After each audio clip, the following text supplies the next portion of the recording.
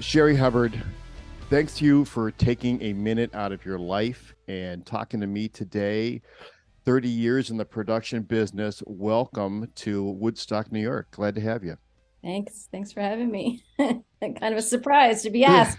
Boom. Hey, it's all about reaching out, It's all Yeah. about reaching out. And tell me, how did you get started? What was your first start in the industry?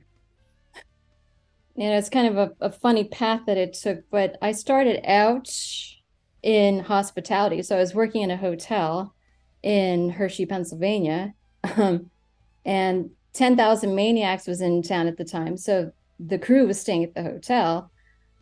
And I had a couple of the crew guys come up to me at the desk and ask me where they could go for the night and hang out. And I thought, well, maybe I'll hang out with you guys later. And that evening, one of the guys came up to me, it was just him. And turns out he was kind of hitting on me, so to speak. But Shocking. um, yeah, basically. But the story goes is that we only knew each other for we met up that night, we found love and knew each other for like a week. And he took me to South Africa. And he is a well-known lighting designer. I'm not going to mention any names, but I think you're going to say South Pennsylvania. South Africa. Which he flew me through Bulgaria to get there. So I'd never been out of the country. Yeah, is this my next stop white slavery, or am I where are we going here? Well, it was an interesting time period politically too, because I was there for Nelson Mandela's election. So that made it even more fascinating because they were opening up the industry to the music world. So anyway, I showed What up year? What? Just to stop you real quick. What year was this? 93. Okay. Okay. Go ahead. So I showed up and he was doing a show for the Johannesburg Pops, and I was jet lagged and kind of out of sorts. But he said to me, I could use you during the show if you want to run a follow spot. And I was like, what? What's a follow spot? I And thought it how was like, far do I have to run? I thought something was like kind of already on its own. Yeah. So he pointed to it. It was above the stage, and there was a ladder that hangs from the stage. Those Rope rope. ladder. So he goes, if you climb up that ladder, now mind you, in front of like 5,000 to 6,000 people. That's how we do it. And I went, oh, okay. I was all like puppy-eyed, love, whatever, love struck. So I start climbing up the ladder and I hear people yelling at me, jump, whatever they were, and I'm terrified. Of course. And the fall spot is suspended below the truss. So I climb into, of course, there's like no safety harness or whatever. For that was my next question. Did you have a harness on? Oh no, heck no. You just climbed down. You got into the seat. I climbed down in there and he goes, well, put on the intercom, the cans or whatever. Yeah. And I'll direct you on what to do. So like, Great. okay. First off, don't fall. Yeah. Oh, there's stories about that too. Yeah. Somehow I got through the concert. I'm listening to all these calls like, this is how you turn it on. These are how you switch the different lens and whatever the gels. And I'm thinking, okay, I don't even know where the oboe is from the clarinet. I was like, 30 feet above stage. Can't see. Somehow Yeah. I muddled through the show, and there were pyrotechnics next to me that nobody told me about. So at the Ooh. end of the show, it was like, going every. Kaboom. And that's how I got started. I just got in front of thousands of people, climbed up a rope ladder, and ran a fall spot. And Did anyone hold the ladder for you when you went up? oh no, Oh, well, maybe, no way. no, not really. So I'm sure just like swinging back and forth. Yeah, industry standard. The hospitality Oh, you got was a little on the low side. yeah. So that's Oh, and some. 93. 93. There you are. You're in South Africa. You got your first gig under your belt. What the hell happens next? Well, the country started opening back up to the music industry. So they got some international acts that came in, like Foreigner came in.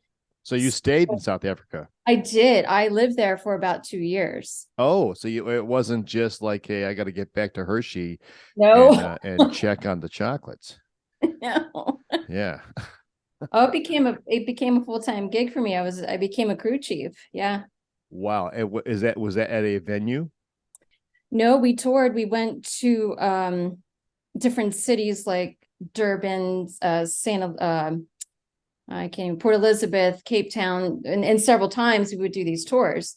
So we had like Foreigner, Elton John, Depeche Mode, Natalie Cole, just a slew of acts that came in.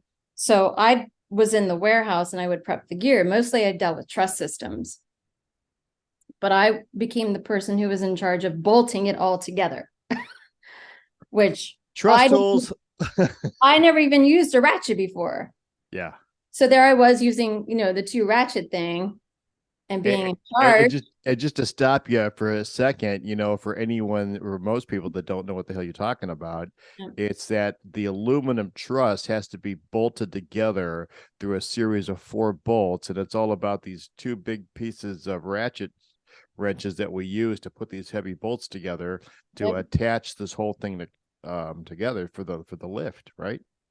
Yeah, so we mostly dealt with conventionals, but well, people may not know exactly what it is, like Parkans, Lecos, that type of thing. But we also dealt with the Icon system, which was one of the first intelligent lighting systems, computerized.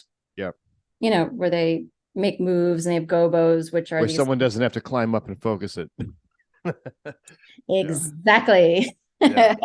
But there were so many shows that come back to mind when I talk to you about this, because I don't think about it much, but that between like the politics at the time and with it opening up and all the hitches that had to be worked out, because there was no OSHA in terms of safety and all this type of thing. Not there.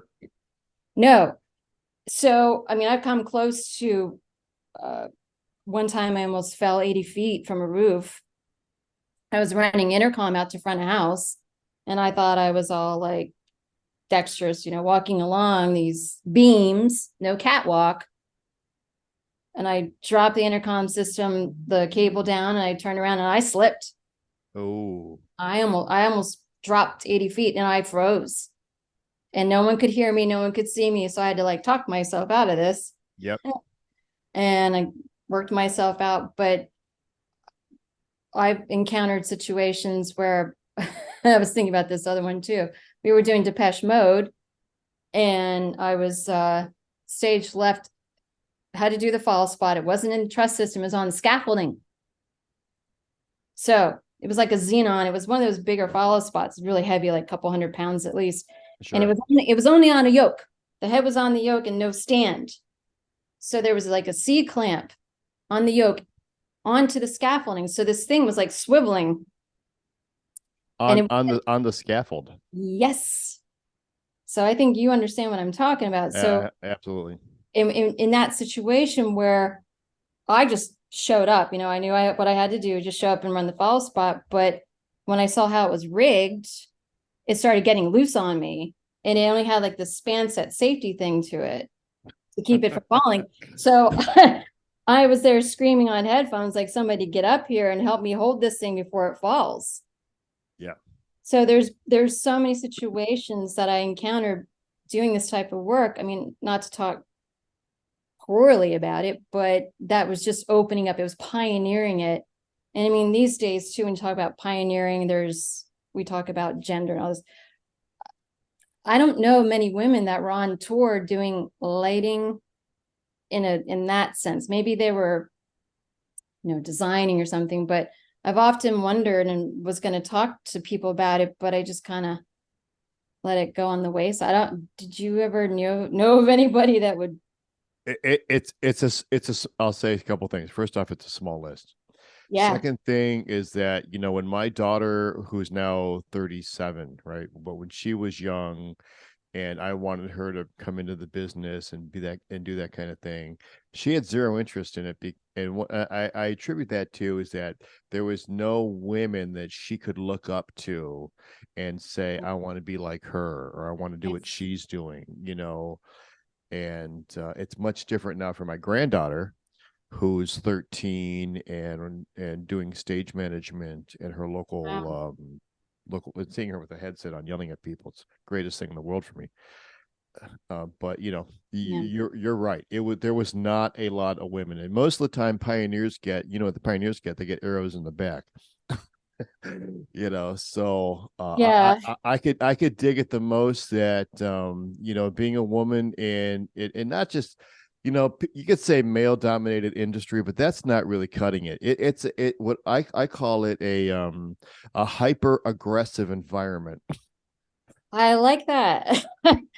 But especially in the environment that I was in too, being from the United States, everything about who I was in that position was way out of whack for most anybody to understand, let alone myself. Yeah. Um, and being put in a position of responsibility when you're on tour, it's different than being a stagehand where if anything goes wrong, you're responsible for it. Oh, So yeah. When I'm a stagehand, I mean, your rack could be on fire, and I will consider getting a fire extinguisher, but only if it's in my department. the stories we can tell, I think it's endless, but and the industry has changed so dramatically, and we can maybe get into that later Oh, on, whatever. But that could are not. we could do a series. We could do a series on what has happened to our beloved industry. Yes, yeah, and so I think back then things were just so different from so many different perspectives, but you were a direct result of your actions. You couldn't go out there and fake anything. You had to perform. You could not Yeah, make a mistake. yeah. You know You're what? only, like you said, you're only as good as your last gig. So that's the saying, right? Like you don't mess up in those words. Don't make a mistake. So a follow spot almost following, that wasn't my fault, but boy, I had to take maybe divine intervention from that thing falling because it was all my weight and then some to keep it. Oh, You and if it would have went down when you're up there, holy crap!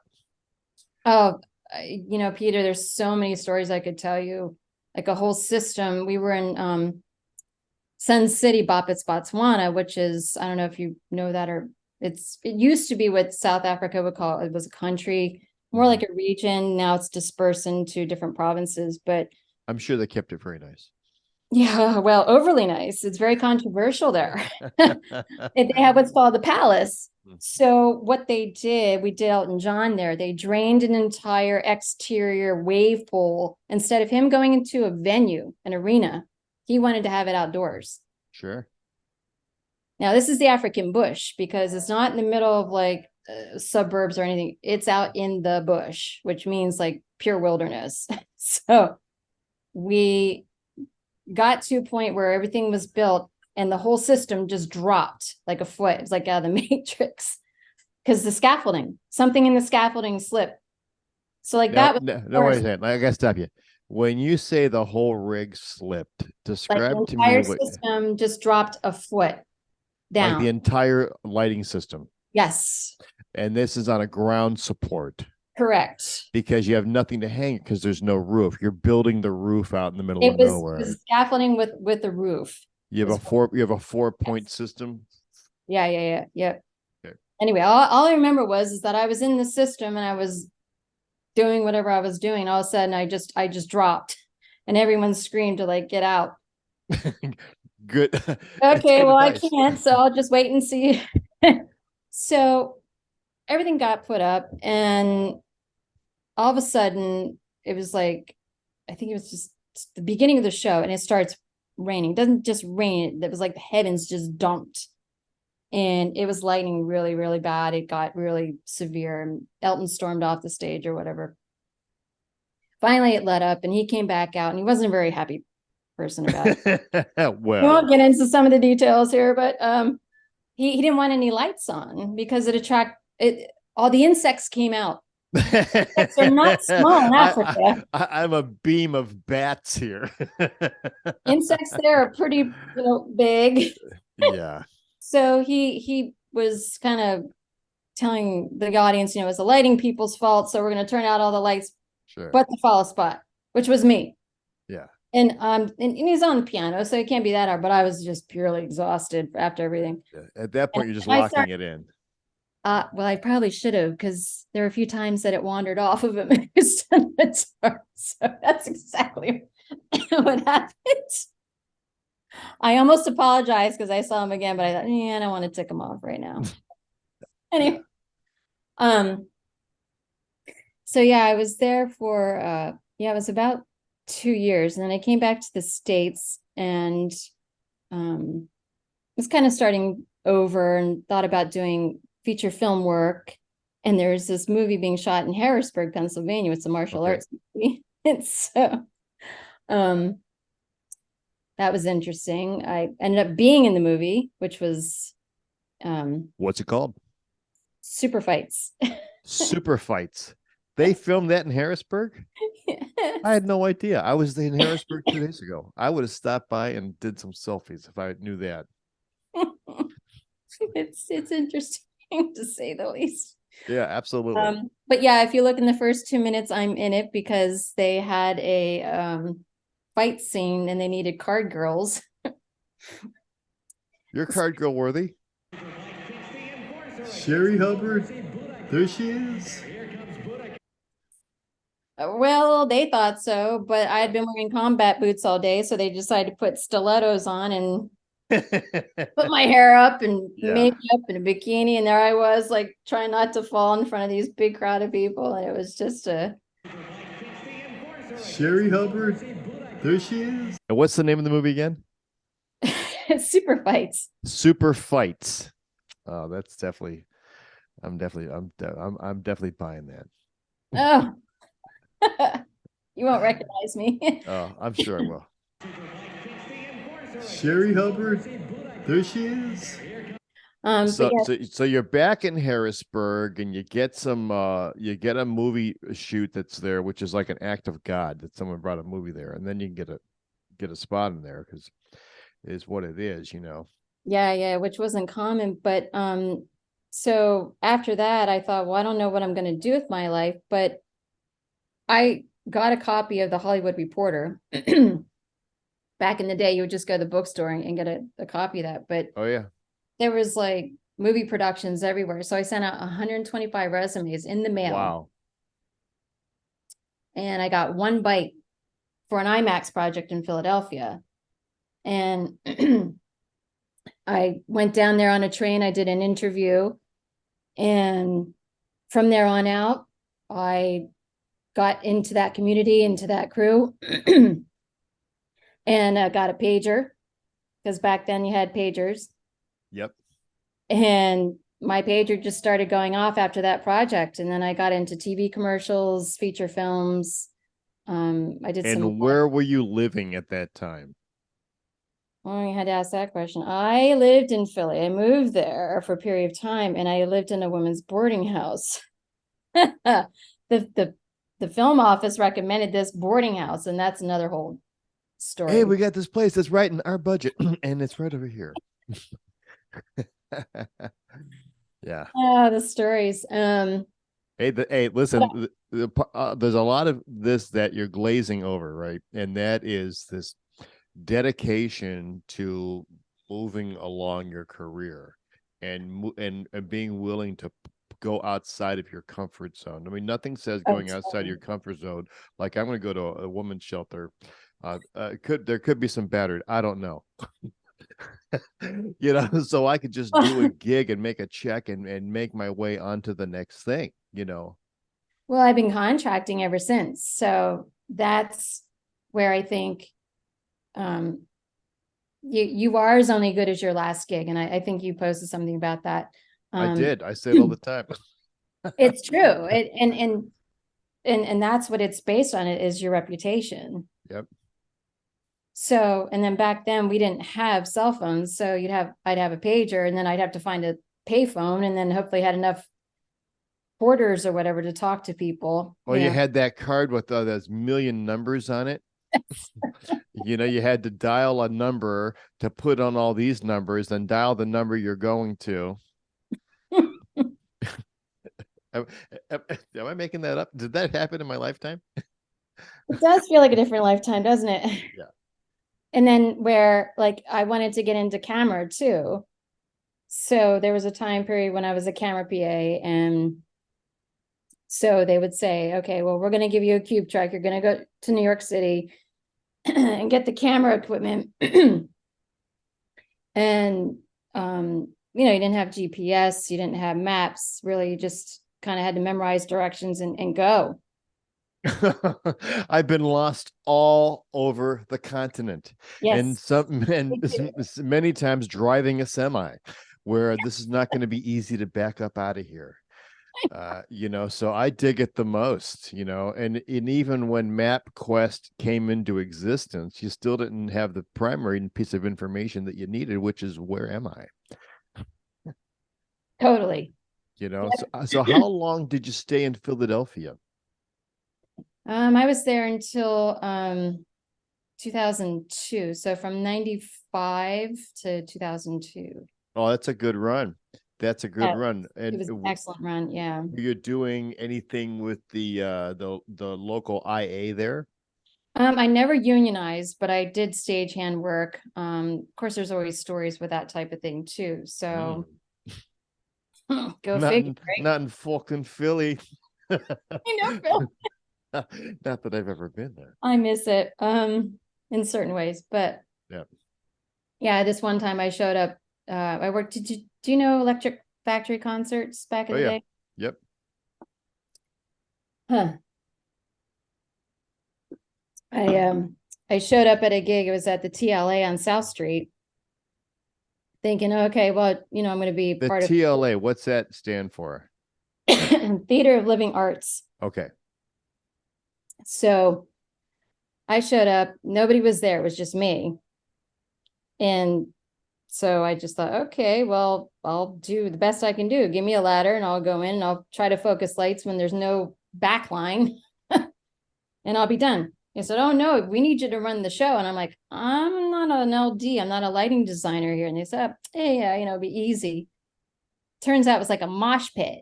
So the guy helped me from the house and he was like, okay, we'll program some chases in for you. And, you can just kind of wing it. And the guy from one of the bands comes in, gives me a set list. And I just said, I'll do my best. I like kind of just tap the buttons on the board, hoping it would look good. That's what everybody is doing. They're just Anyway, tapping the buttons on the how you board. doing? It was a mosh pit. Nobody noticed. Yeah. Yeah. And the set list is so you know when this thing's over. Yeah. I went, oh, I think it's over. Blackout.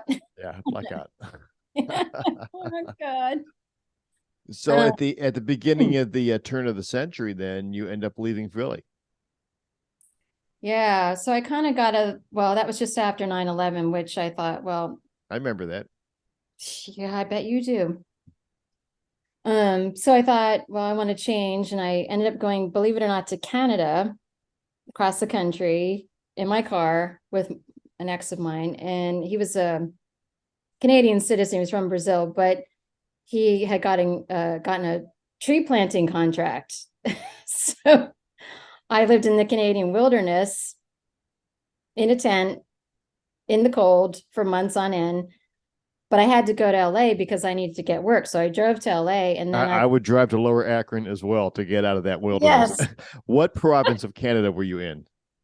In British Columbia. Yeah, Yeah. up in the BC, man. Up. Yes. Listen, when you're driving past Saskatoon, Saskatchewan, and you keep on going, you're committed, man. Oh yeah, you're in it. You're in it. I was living in a tent that was like 35 kilometers from a paved road. I was living Yeah. off logging roads.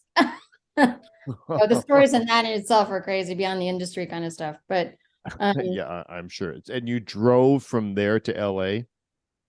yeah, well, I drove from Philly to BC, British Columbia, and then I was in British Columbia for a period of time, and I needed to get money, so I drove to LA, and then I From got British Columbia. yep, Okay. yeah. See my finger right there? Mhm. That's this far on the globe. That's pretty impressive. I've done nonstop Boise, Idaho to Las Cruces, New Mexico. I thought that was pretty good. But you went from Back in the BC day, to LA. I did it 4 times actually in 20 days. I'm going, I'm not going. I'm going, I'm not going. I'm sick of this shit. I'm out of here. Yeah, well, I had some unfinished visitation to do there, Yeah. but I ended up getting a call to go to on tour with Hall and Oates. So I was with Hall and Oates for 2 years, but they needed a teleprompter. Time out. What year was this that you were with Tall Notes? 2003. Who was production manager? Oh, you had to oh, am I allowed to say his name? Not to point out and say names here, but No, because I have a bunch of friends yes, that have we know all been MSI. through the Hall and Oates camp. Yes. Through because I work for Productions, and that's the audio vendor. And Yeah. Well, you and I probably know a lot of people that are parallel or the same or whatever, yeah. but So you're out with Hall and Oates. I was their first teleprompter. They never had a teleprompter. And your kiss, you can resist. You know, Peter, there's all these situations I could talk about if I'm not like, getting choked up here from not drinking enough water. But I was terrified because I had never done a teleprompter gig before. Oh, I can see it. I once saw a woman type the N word into a teleprompter at a BET function. So there's Well, shit can go wrong. Yeah. shit. Well, the only time, well, I have another story with that it did go wrong, but lucky for me, I pulled it off. But I showed up at the studio, not knowing a darn thing, had to learn this whole new software system, but they had no lyrics. So I had to listen. And sometimes before the show, they'd add in another song, and I wouldn't have the lyrics in the system, so I'd be there frantically before the show, like typing it into the system. So they're not like handing you the lyrics to put into the prompter? No. That is so funny for someone like me who's always sung the wrong words. Oh, I and I got this. did. I did, and I got some dirty looks or made fun of by Daryl and John quite a few times. But I'm sure more by Daryl. yeah. They were really good to me, by the way. Very good to me. We went to Japan and Mexico and England and all across the States and Canada. But yeah, the only one time that something did happen was in my hometown in Hershey, where it blacked out, the screen blacked out on stage. The one and only time. My family and friends are there. They like try not to panic. Did you have the wedges on stage with the prompter in it? No, the prompter was just a monitor on its own. Okay. Yeah. So it's just like a regular small size monitor. But Gotcha. the tour manager went out and like jiggled the cable and it came up as fine. But did you try jiggling it? Jiggled it. But yeah, we went Japan was amazing. I don't know. Have you been? No. To Japan?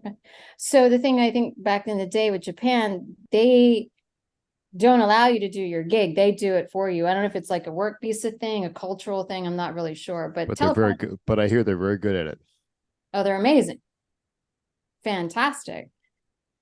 So, however, no, but it being the teleprompter in English, I had to do my gig. Fine. It was the easiest gig I ever did. But they had one of the worst earthquakes in 40 years when we were there. Oh.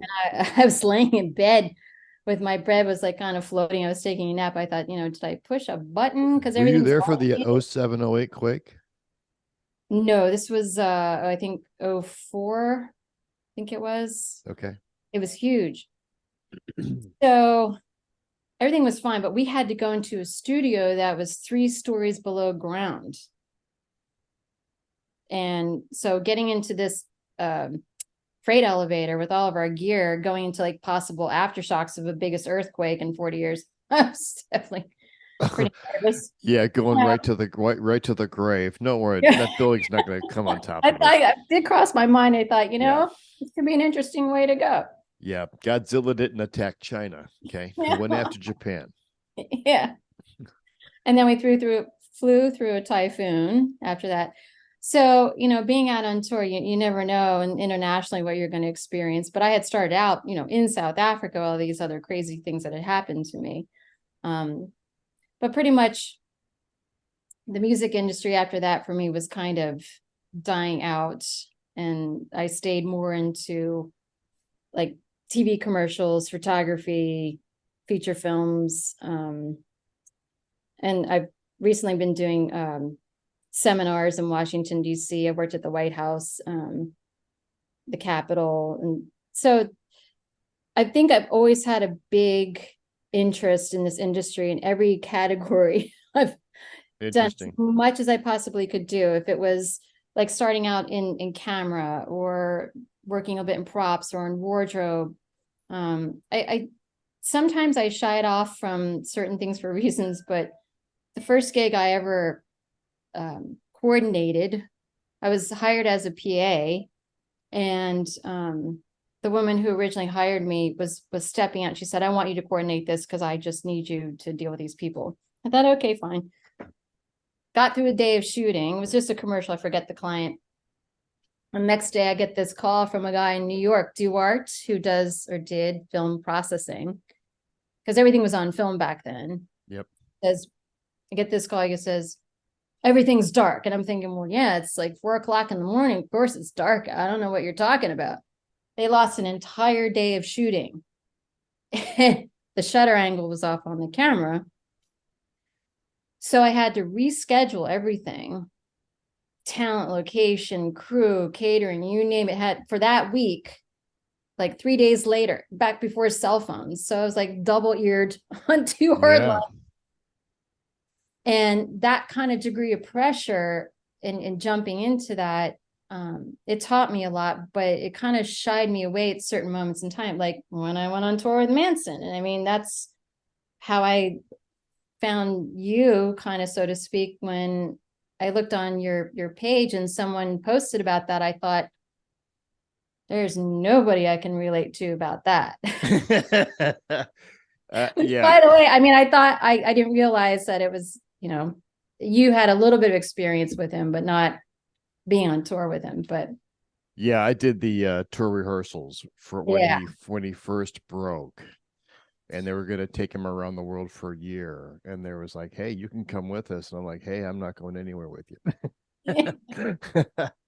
Yeah. Yeah. And so I have this gauge where I've been fortunate enough to deal with someone like Manson, excuse me, to like Michael McDonald. So I call it the M&M scale, where is it really excellent or not so good? But I think you can relate to what I'm saying in terms of production, where you walk into something and you don't know how it's going to go, and the pressure can be really high, but there comes a point where something can be outrageous where you can get injured, or a situation like I was saying, going up into the rig and almost falling, or how much, to what degree do you put yourself under those pressures, or there's a lot to weigh in there, but sometimes you can't really think about it because it's too late, you're already in it happening. And it's it's a 360 environment, and as and as most people can't imagine, that you have to be aware of everything around you. Yes. And let alone being aware of the stupid people, and I'm fortunate that when I go to work, I pull my own stagehands and I weed out who's an idiot right away. Get you out of my department.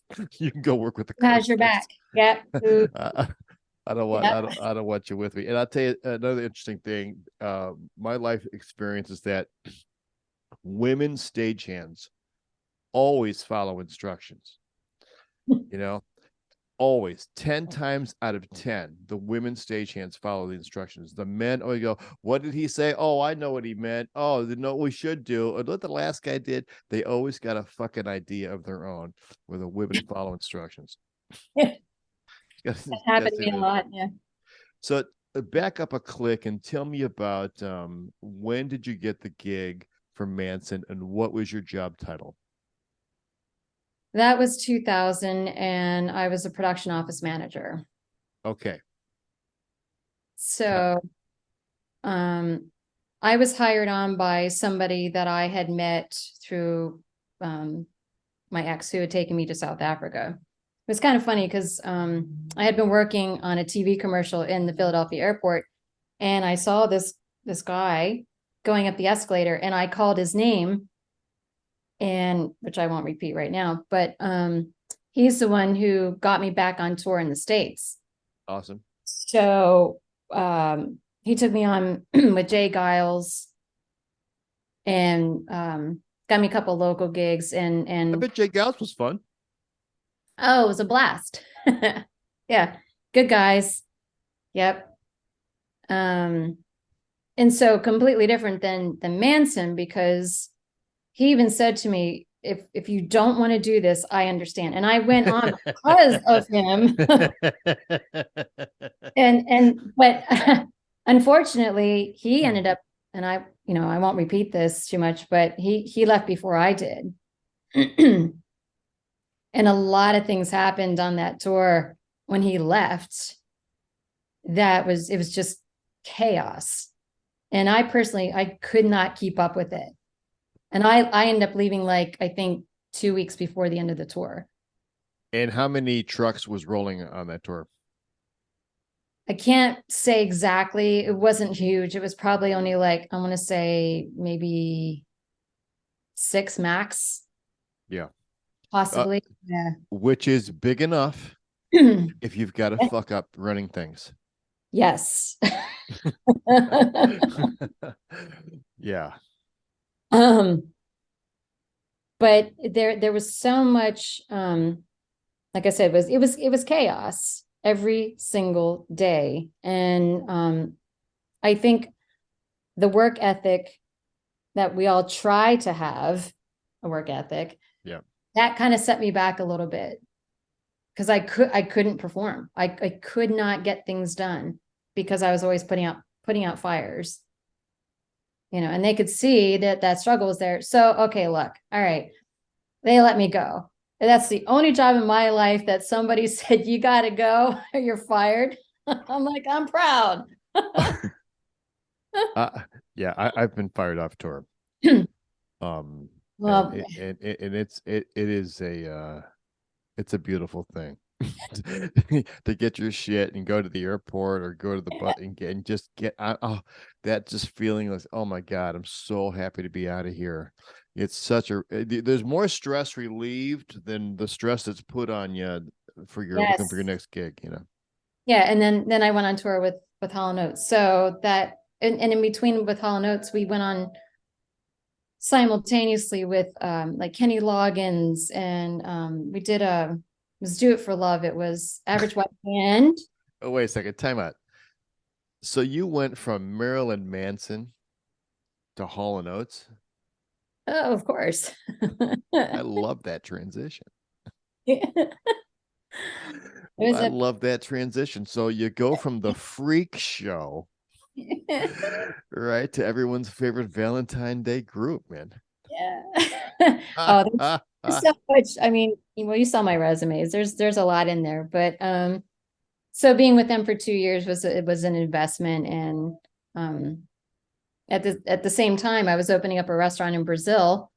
So they flew me to Brazil on my time off, and I was simultaneously just traveling the world and with them. And wait a second, tell me that. This starts with, what kind of person just decides to open up a restaurant in Brazil? Obviously the one I'm the talking same one that went to South Africa. Yeah.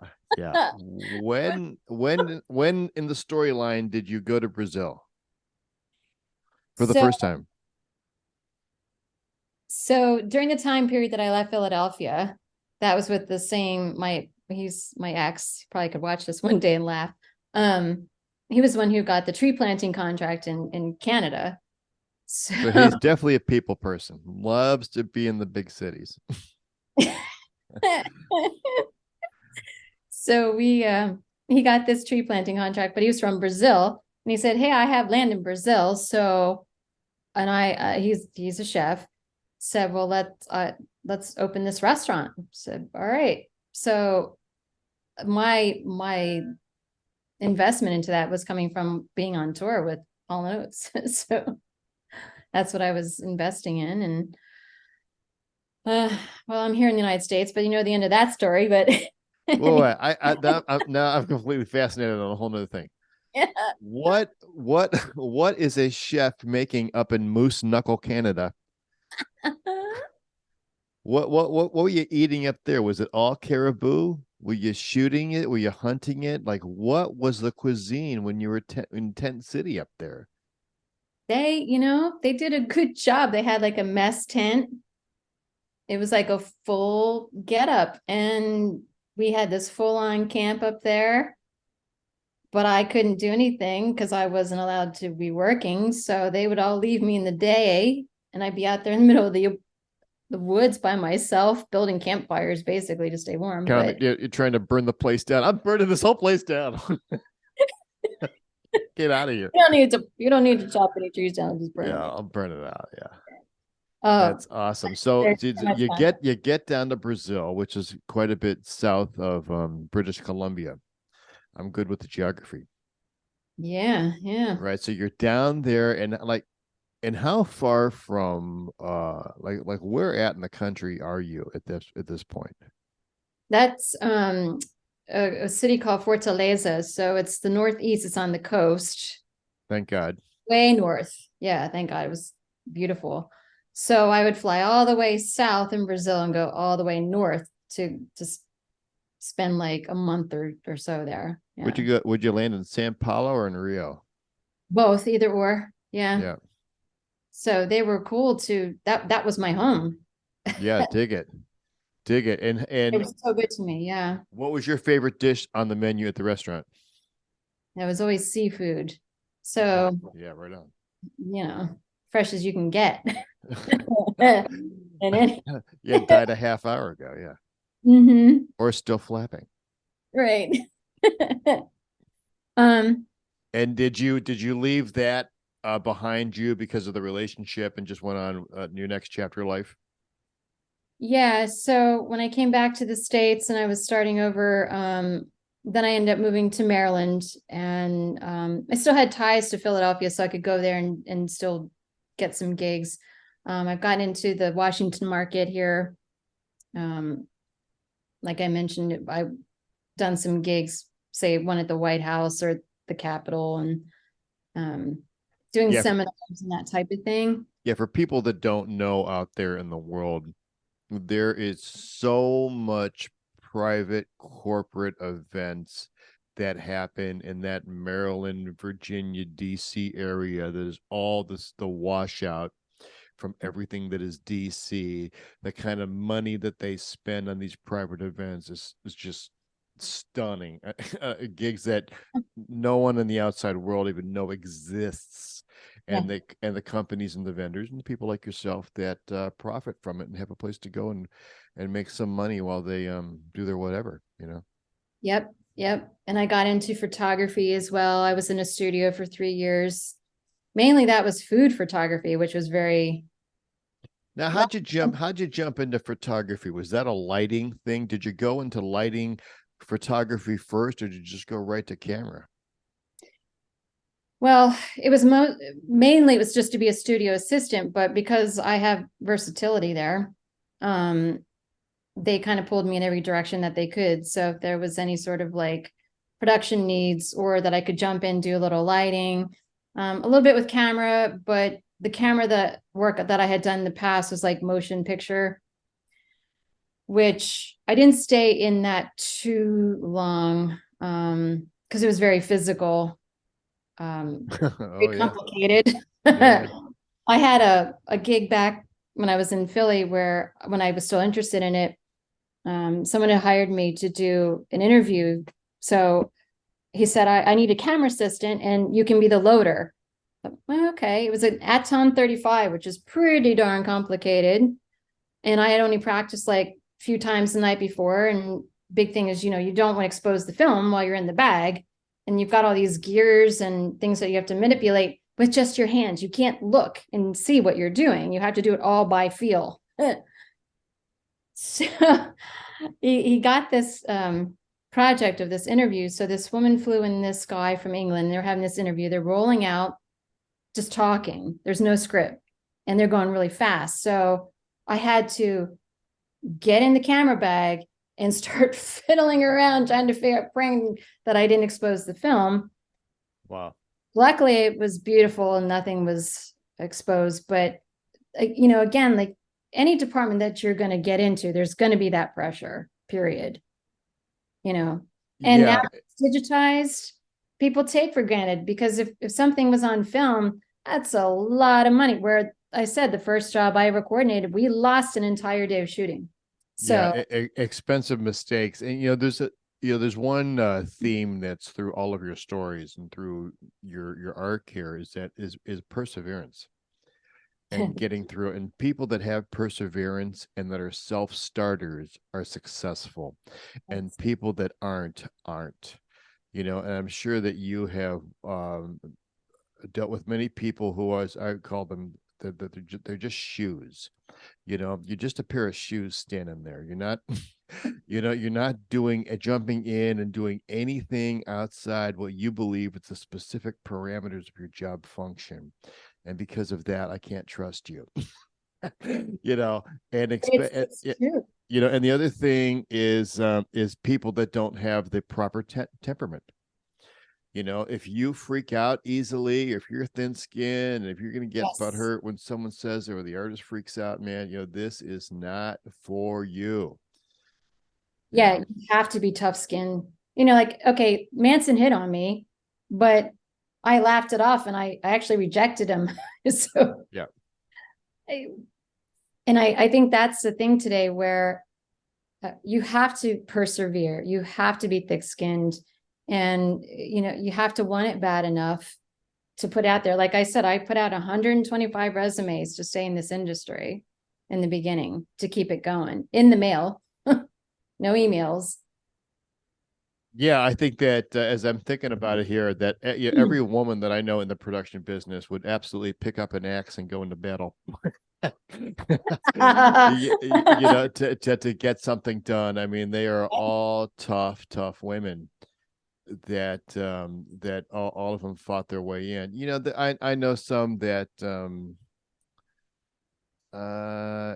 there's always the hire that got the gig because of X, Y, and Z reasons. Those are always there, especially on the male side.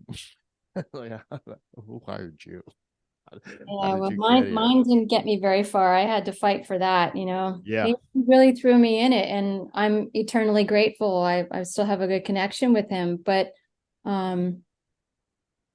I turned it in my favor and never would have imagined I had the abilities that I had. I never would have known I could put up a structure and be in charge of that, the safety of that, and have it be something that, to this day, it's the one thing that I miss the most. I think producing something that is, it has that strength to it. It's kind of like I put everything I had into that. Every bolt, everything that I did was so detailed, and I just took so much pride in itself. My thing is this: I care, and I try, and I don't just try. I push to the point where I will drop. I have dropped. I have collapsed. Yeah. The last podcast that I did with my buddy Mickey, we talked about that there are no small jobs. That everyone is just as important. And going back to perseverance and self-starters, about a little over a decade ago, I was in Daytona Beach and doing a couple shows there. There was one local stagehand that was right out of high school, asked all the right questions, and he was just terrific. I got his phone number. Well, a couple months later, a company I worked for bought a company in Orlando, so I went down there to deal with it. I called him up. I asked him if he wanted to come load the semi. You want your big shot. Let's see what you could do, right? He comes in with 3 other employees that I have down there. When the guys are done with the truck, everyone else standing there smoking cigarettes, right? This kid, he picks up a broom, push broom, and he starts sweeping. It's like, All right. You're on board, mofo. Because Eh, I could teach anybody audio, but I can't teach you that. I cannot teach initiative of somebody being able to look around, say, what could I be doing at this moment? And I'll tell you, that kid, he's been all over the world with it's him, and that's what everybody, it takes. When I started out as a PA, you weren't allowed to sit down. You had to constantly be moving, and you Yeah. had to constantly be anticipating. And things are so different now. We won't get into that, obviously, but I got time. how much time you got? Uh, yeah, Let's because if you're gonna say it's blah blah, if I could just get it out, just get it out. The conversations that I have, because I'm 60, and the people, my friends that are retired and already retired, and the ones that are getting ready to, we all have the consistent conversation of that. Boy, when we're all gone, this business is doomed. It is doomed with these, yes, if I may say, how they say it in your country, a big bunch of pussies coming on up that are just not putting in the effort that it takes to execute these jobs. And on top of that, too, the Disneyfication of our business and the rapid decline of wages that I've seen people go through. yeah, Let that be said. Let that be yes, said. agreed. Yeah, Because not only is our industry shit, because nothing is a full-time job yeah. that you could count on and rely on. I saw, someone on a Facebook post said something about calling in sick. Like, calling in sick. Never once in my 45 years have I ever had the luxury of calling in sick. Guys, I'm just not feeling it today. Could you imagine? It doesn't exist. Well, when like I got sick when I was on Manson, but I had to do everything I could to figure out how to make myself keep going. Yeah. You're not even you can't show that you don't feel well. You just have to keep going. And Yeah. that's the thing. Yeah, that is a whole different topic. And I'm grateful for the experiences I've had. We could talk about that on another day. Hey, anytime you want to podcast on that alone, that I'm open to that. Yeah, no doubt. But my story kind of jumped around, and I guess I wasn't really prepared to again talk about myself. But lovingly, I say this. I call it the pillowcase syndrome. Let's hear it. So, yeah. I think I was probably about in second grade, and we were doing a play from 1776, and everybody got their part. And back then, you didn't really, I guess, you just got volunteered. I was the peasant girl, I guess I'll call it. I mean, that wasn't your choice. Who's playing peasant girl? I'm taking the part. Okay. So my father decided he was going to make my costume, which was a pillowcase. And because the pillowcase wasn't long, it just barely came up to, well, down below my whatever private bits, he decided he was going to dye my underwear, my flowered underwear. And I was up there on stage in front of my entire school in a pillowcase in my underwear, in barefoot, freezing, shaking, and I forgot all of my lines. The pillowcase syndrome. So I had a little pillowcase syndrome today. I'm going to forget about everything I've done, but I'm lucky because, growing up in our day, they say, what do you want to do with your life? No one was ever going to tell me, like, you're going to go be a teleprompter for Hall & Oates when you get older. Yeah. How do you get into this industry? And that didn't exist. So that moment in time when that was presented to me, it wasn't like I knew that was what I was going to get into. It was that split-second decision. I thought, and again, another thing that happened when I was a kid, I call it jumping in the pool. That's how I learned how to swim. I jumped into a pool in a contest. We had a pool when I was a kid, but I couldn't swim until I got challenged. And I said to myself, I want to be in that race. Was it Dad? Did he throw you in? No, I jumped. Nobody even knew where I was. My parents realized that I was swimming by myself in a contest. And I came in, Swimming, floating, wherever we could find oh, her. oh no, I did full on like doggy paddle, came in second place in the contest. Nice. So when that moment in time came when my ex said to me, I want to take you to South Africa, I jumped and Jump here in I the am. pool, man. Yeah. And Yeah. never would I have thought at this point where I would be. And so now I'm looking at doing um, possibly like summit meetings because I've done work with some summit meetings, maybe on different topics in Washington. But What is that exactly? Explain that to me so and anyone watching this. it's kind of like a conference in a way where you can get speakers coming in and they could be whatever topic. I've done the summit meeting for blockchain, which is like cryptocurrency. Okay, so what is the average venue facility that you're having these in? Is it a conference room? Is it a convention center? It does vary. So I've worked at George Washington University. So that was like an auditorium.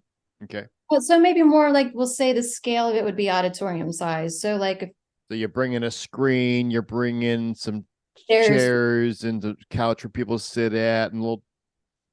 yeah, and then it's a broadcast. So that's Yep. different when Yep. you know about TV broadcast. Well, this is more mostly internet broadcast.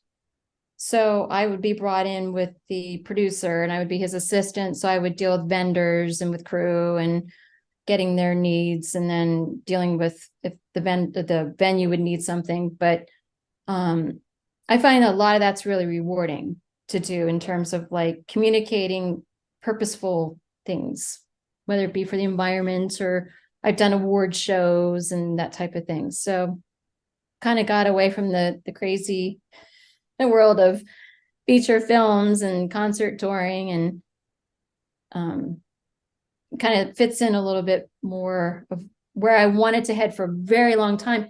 And again, I just got these opportunities kind of handed to me. And Oh, it's I don't know it's all about that. it's all networking, really. No one handed you anything, and I will correct you on that right now because as much as how much we love to romanticize how much our friends and colleagues dig us, the truth is that I get hired and you get hired because the people that hire us know that we will persevere and get the job done no matter what. And Yeah, that's what it's all about, you're you right. Yeah, know. I think sometimes I downplay some things, but it is reputation. Well, 100%. it's everything, basically. Yeah. 100%. And that said, for me, there's so much stuff that I won't do. you know, I looked last year. I only worked 77 days out of the year. Yeah. Which is actually just about a couple days too many.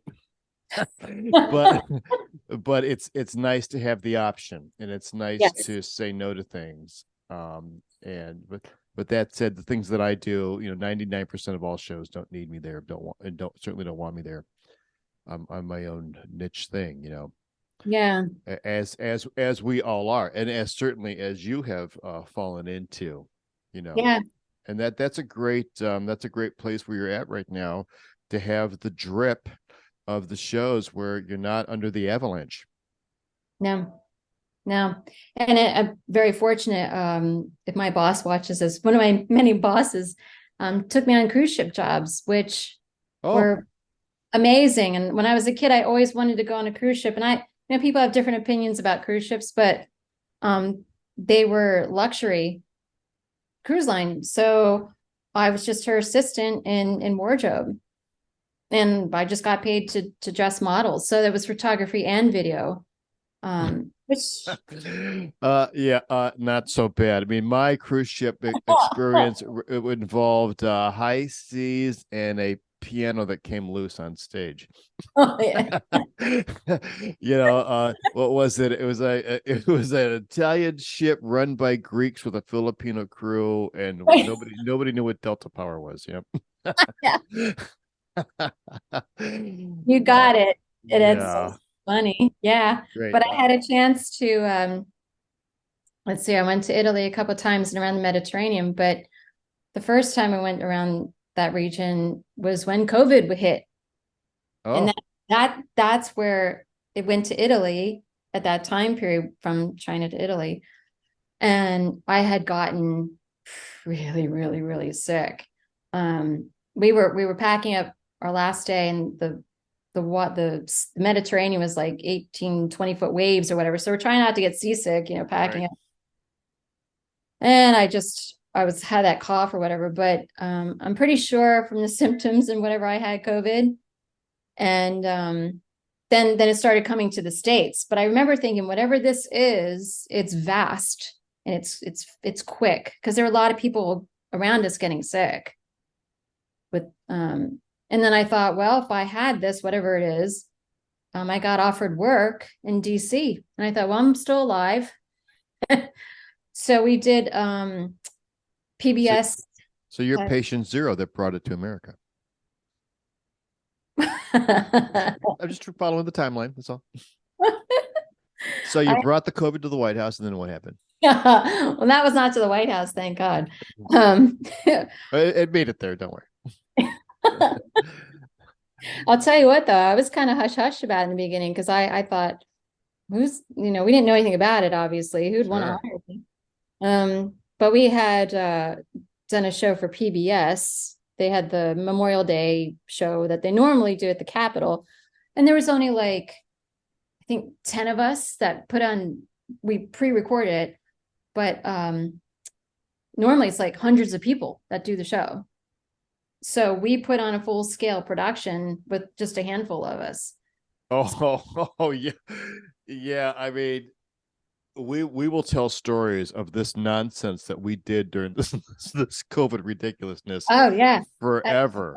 Different. Yeah. And I kept working and doing these shows through COVID. I was lucky. Yeah, yeah, you were, because I, most of our people were not working. yep. Um, and then when we came back, I had to get vaccinated for work, or else I wasn't going to have any work. Yep. And then, the first gig back, we have to be vaccinated. We have to show our vaccine. Everyone's got to have a mask on 100% of the time, get to the gig. Not one VIP's got mask on, not 20, not 100, thousands of them, you know. Let that be said. I had 377 COVID tests over Yeah. my time. I counted, and that's not per nostril. That's in and out. We had our own COVID team on tour, and I was on tour, and I was so sick that I made them put up a COVID testing in the hospital on my day off, and it came out. It's like, no, you don't have COVID. It's like, well, I'm fucking sick. Is this the Omicron? I said, well, we don't know. We're not tested for that. I lovingly call mine the Italian version, like, what do you call it? Yeah, the parameters that production went under was A friend of mine does complicated. the Super Bowl, and just did the last one, Yeah. and was explaining to me the financial cost to COVID test 266 dancers daily before they're allowed into the dance venue to do rehearsals. I mean, this talk about a new cottage industry that popped up Yes. overnight that they wanted to run forever. Yep. And I will say no more about that. Right. Yeah. Yeah. But it's been fascinating, hasn't it? Yep. It's been fascinating. It's been fascinating. Rules for thee, for not for me. But Yes. I had taken another cruise job. It was still during COVID, and I had to get a test for the airline before, and they canceled my test. So I had to really, really scramble. But meanwhile, they had already booked airline, hotel, and the cruise ship, yeah, thousands of dollars on me yep. to be there. So there's all like these new parameters that we're working around in the Uh, industry. Oh yeah, and everyone making it up as they go along. I one of my jobs that I do every year is I'm at the Video Music Awards, and I'm the one of the on-stage monitor mixers. What that means is that I'm on stage with the artist, communicating with them what they need in their ears to maximize their listening environment. And the guy twisting the knobs, he's hundreds of feet away behind a curtain somewhere. He might even be outside the building. And when we did the VMAs a couple years ago, the first one coming back from COVID, right? I had to have a face mask on and a fucking face shield, right? And I'm trying to explain to these morons that my job is to communicate with the artist, and I can't communicate if they can't see my lips moving, right? And especially that this is a loud environment. We're not just like having a conversation here. It's fucking loud. And I'm trying to communicate with her, with him, with whatever.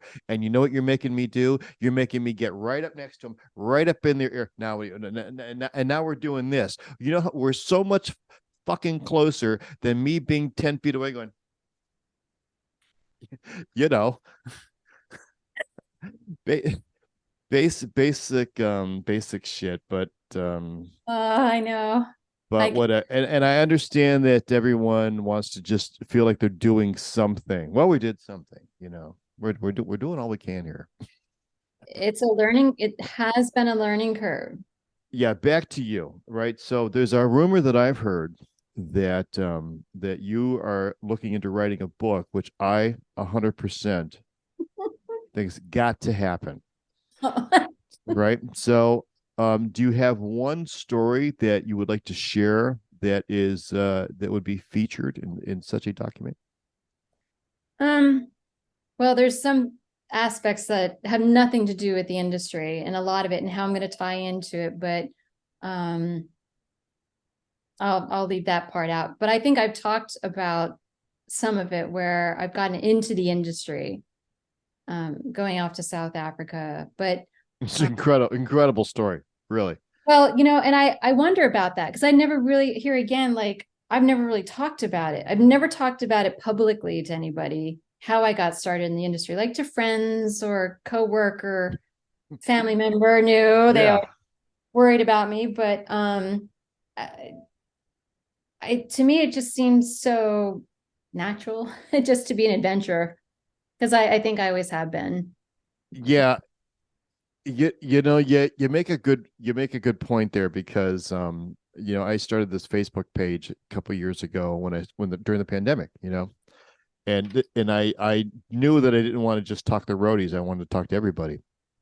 But what I wasn't ready for was was that the things that you and I think they're just so standard matter of fact how we do it. Oh yeah, sure. Of course I'm there 20 hours a day. Of course it took me 3 days to get there. Well, of course I had to climb under that and tie it in while it's hot. How are you going to get the show done?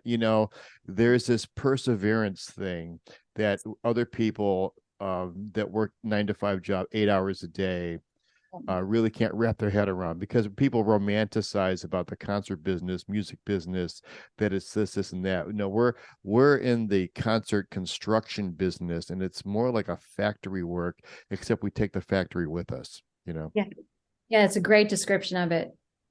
Um, and I like to call it the business of like a seduction, where whether it's a concert, feature film, photography, we have to create a moment in time. We have to sell an experience to somebody. Yeah. And it has to be flawless. The end product has to be flawless. That's the end of it, right? The end product has to be flawless. I'm given zero room for fuck ups. Yeah. At back to you're only as good as your last show. I mean, you cannot have a fuck up. Nope. And not ever, not once. It can almost cost you your life.